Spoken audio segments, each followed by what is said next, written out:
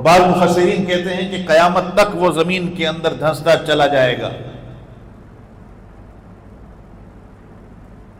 اتنا خزانہ کہ آج بھی لوگ اکثر و بیشتر جب مثال دیتے ہیں تو کہتے ہیں کہ لوگ کہتے ہیں کہ قارون جتنا خزانہ مل جائے، کہ اتنا خزانہ جس کے پاس تھا کہ ایک پوری جماعت اس خزانے کی چابی کو صرف اٹھاتی تھی.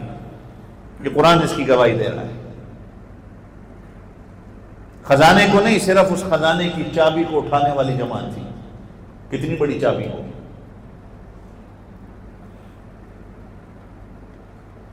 اور فرعون پر جب اللہ کی نافرمانی اس نے کی، وقت کے پیغمبر کی نافرمانی کی، تو اللہ نے اسی دریا کے اندر اس کو غرق کر دیا جو کہتا تھا کہ یہ میرے حکم سے چلتا ہے.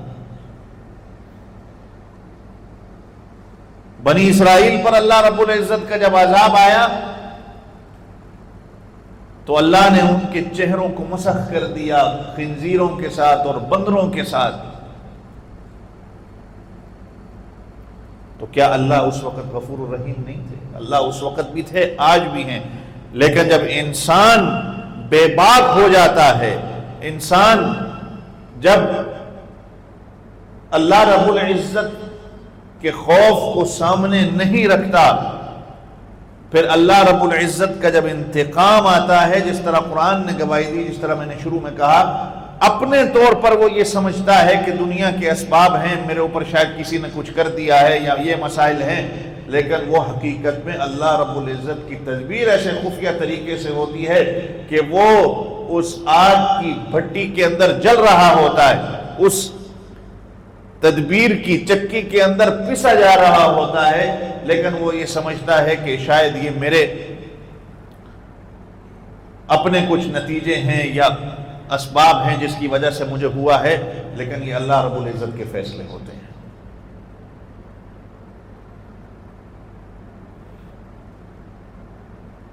فَلَمَّا آسَفُونَا انتَقَمْنَا مِنْهُمْ.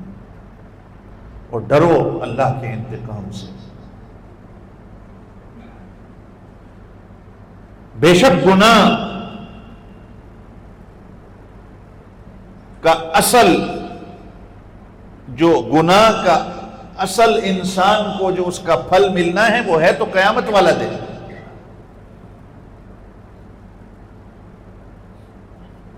کہ جیسے کسی نے کہا کہ عدل و انصاف صرف حشر پر موقوف نہیں، عدل و انصاف صرف حشر پر موقوف نہیں، دنیا میں بھی بعض اوقات گناہوں کی سزا ملتی ہے. اور بعض اوقات کیا، اکثر و بیشتر اصل اس کا بدلہ تو اللہ کے ہاں اس وقت ہے، اللہ ہماری حفاظت فرمائے، لیکن دنیا میں بھی انسان کو اس کے گناہوں کی سزا ملتی ہے. یہ الگ بات ہے، جیسے میں نے کہا اس کو محسوس نہیں ہوتا.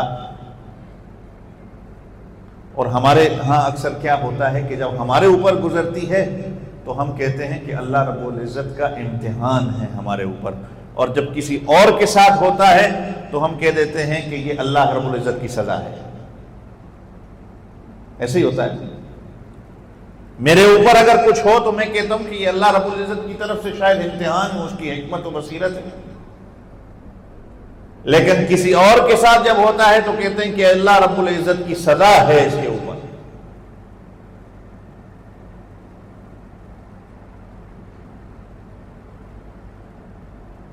جب ایک آدمی گناہ کرتا ہے تو اس کی سزا اس کو ملتی ہے، اور من حیث القوم جب پوری قوم گناہ کرتی ہے تو پوری قوم پر عذاب آتا ہے. یہ پرانی قوموں کے جو میں نے ابھی آپ کو بتایا کہ یہ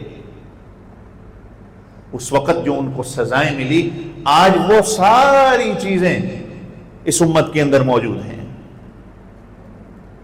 وہ ساری کی ساری خرافات اور بیماریاں جو پرانے وقت کے انبیاء کے امتوں نے کی، وہ آج ساری کی ساری اس امت کے اندر موجود ہیں. اور انسان پھر بھی بے باک ہو کر اگر کہہ دے کہ اللہ غفور الرحیم ہے تو انسان سے بڑا پھر بے وقوف کوئی نہیں ہے کہ وہ اپنے رب کی